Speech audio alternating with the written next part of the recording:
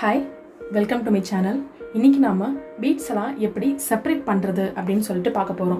பொதுவா நம்ம terracotta beads பண்ணும்போது பாத்தீங்கன்னா எல்லாமே வேற டைம்ல பண்ணிருப்போம். அதுக்கு அப்புறம் வந்துட்டு நம்ம நிறைய ஸ்டாக் எடுத்து வச்சிருப்போம் இந்த மாதிரி பீட்ஸ் எல்லாம். பட் எல்லா பீட்ஸ் இந்த மாதிரி கலந்து இருக்கும். நம்ம சிங்கிள் பாக்ஸ்ல மெயின்टेन பண்ணுவோம். அந்த மாதிரி டைம்ல நம்ம எப்படி இந்த பீட்ஸை வந்து செப்பரேட் பண்றது அப்படிங்கறத நான் இன்னைக்கு காட்ட போறேன். உங்களுக்கு இந்த வீடியோ யூஸ்ஃபுல்லா இருந்தா மறக்காம கமெண்ட் பாக்ஸ்ல யூஸ்ஃபுல் சொல்லிட்டு டைப் பண்ணுங்க.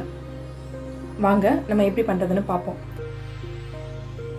எப்பயுமே நம்ம பீட்ஸ் பண்ணும்போது பார்த்தீங்கன்னா ஒரு கட்டர் எடுக்கிறீங்க இல்லாட்டி ஏதாவது ஒரு இன்ஸ்ட்ருமெண்ட் எடுக்கிறீங்கன்னா அந்த இன்ஸ்ட்ருமெண்ட்டே எப்பயுமே யூஸ் பண்ணுங்கள். அப்போ தான் நம்ம வந்துட்டு பீட்ஸை வந்து மெஷர்மெண்ட்டை ஞாபகம் வச்சுக்கிறதுக்கு ரொம்ப ஈஸியாக இருக்கும். நீங்கள் ஒரு வாட்டியும் கிடைக்கிற ஆப்ஜெக்டெல்லாம் வச்சு நீங்கள் பண்ணிங்கன்னா இந்த மாதிரி கலந்து போயிடுச்சு இல்லை வந்துட்டு ஒரு பீடும் ஒரு ஷேப்லேயும் சைஸ்லேயும் இருக்கும்.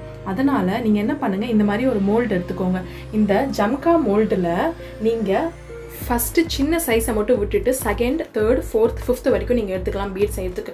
உங்களோட பீட் என்ன சைஸில் வேணுமோ அதுக்கு கரெக்டாக வந்துட்டு நீங்கள் இந்த மோல்டுலேயே நீங்கள் கிளேவை யூஸ் பண்ணி செப்பரேட் பண்ணிங்கன்னா உங்களுக்கு செய்யும் போதே ஃபஸ்ட்டு வந்துட்டு உங்களுக்கு கரெக்டாக இருக்கும். அதுக்கப்புறம் இந்த மாதிரி பீட் கலைஞ்சு போயிடுச்சு எல்லாமே கலந்து இருக்குது அப்படின்னு சொன்னீங்கன்னா எந்த மோல்டில் நீங்கள் போடுறீங்களோ அந்த மோல்டில் எது ரொட்டேட் கரெக்டாக ஆகுதோ அந்த பீடை வந்து நீங்கள் செப்பரேட் பண்ணி உங்களுக்கு எல்லாமே எடுத்து வச்சுக்கலாம்.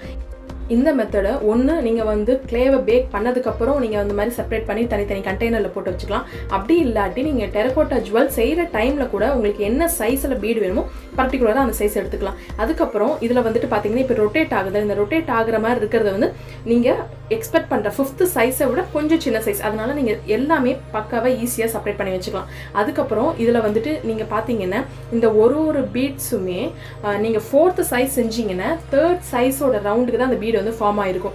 அதனால உங்களுக்கு வந்து கரெக்டாக தெரியும். இப்போ நீங்கள் ஃபிஃப்த்து சைஸில் வந்து ஒரு கிளேவ் எடுத்திருந்தீங்கன்னா அது வந்து ஃபோர்த்து சைஸோட மோல்டுக்கு தான் பெர்ஃபெக்டாக மேட்ச் ஆகும். அப்போது நீங்கள் எல்லா பீட்ஸுமே அதே மாதிரி செக்ரிகேட் பண்ணிக்கிட்டே இருக்கலாம். அப்புறம் ஒரு வேளை சின்னோண்டு கேப் இப்போ ரொட்டேட் ஆகிற மாதிரியோ இல்லாட்டி ரொம்ப சின்னதாக இருந்தீங்கன்னா இது ரெண்டுத்துக்கும் மிடில் இருந்தால் அது ரெண்டுத்துக்கும் மிடில் இருக்கிற மாதிரி நீங்கள் செப்பரேட் பண்ணிக்கலாம்.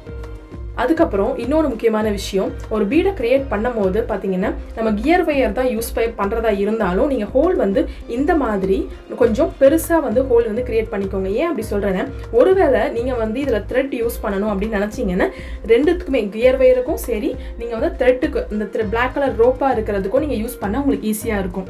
அதனால் எப்பயுமே ஹோல்ஸ் வந்து கொஞ்சம் பெருசாகவே போட்டுக்கோங்க. அப்படி இல்லையா நீங்கள் கியர் ஒயருக்கு மட்டும்தான் பர்டிகுலராக நீங்கள் பண்ண போகிறீங்கன்னா பிரச்சனை இல்லை. நீங்கள் சின்னதாக வந்துட்டு நீங்கள் ஹோல் வந்து கிரியேட் பண்ணிக்கோங்க.